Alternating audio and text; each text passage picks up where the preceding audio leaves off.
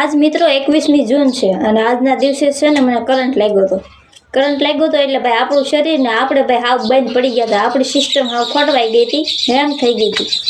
પછી ભાઈ આપણા પરિવારે અને ખાસ કરીને મારી મમ્મીએ મારું હૃદય શરૂ કર્યું અને મારા પરિવારે ભાઈ, મોટા બા, પછી કાકા કાકી બધાએ આવી ભાઈ આપણા હાથ પગ દબાવવાનું ચાલુ કર્યું, દાદાએ ને દાદીએ.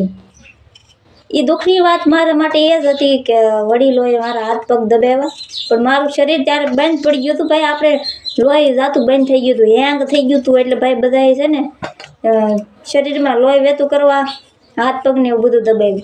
મારો ખાસ રોલ એમાં મારા મમ્મીનો હતો, કેમ કે હૃદય બંધ થઈ ગયું હતું અને એ હૃદય શરૂ કરવાનું કામ મારા મમ્મીએ કર્યું. અને મિત્રો મારા પરિવારે અને મારા મમ્મીએ ખાસ કર્યું મારો જીવ બચાવ્યો હતો. અને અફસોસની વાત એ છે કે મારો જીવ બચાવી અને ઈશ્વરે છે ને મારી પહેલાં મારી મમ્મીને જ લઈ લીધા. હવે એને મારો જીવ બચાવ્યો અને અત્યારે હું જીવું છું અને મારી મમ્મી નથી.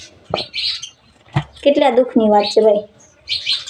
મારો સંતાન મરી જાય ને તો કાંઈ વાંધો ન આવે ભાઈ, પણ મા બાપ ન મરવા જોઈએ. આજ હું રડીશ નહીં, કેમ કે હું રડીશ ને તો બીજા જે મને પોતાની માને છે ને એ બધાય રોવે છે. અડધું ઇન્સ્ટાગ્રામ રોવે છે, જ્યાં મેં કુન્યા રોવે છે બરાબર, બધાય રોવા મળે. એટલે આજ ભાઈ આપણે રોવું નહીં, થોડા કઠણ થઈ જાય. દુઃખની વાત તો છે જ, કેમ કે મમ્મી વહી ગયા હું જીવું છું. આવું છે મિત્રો.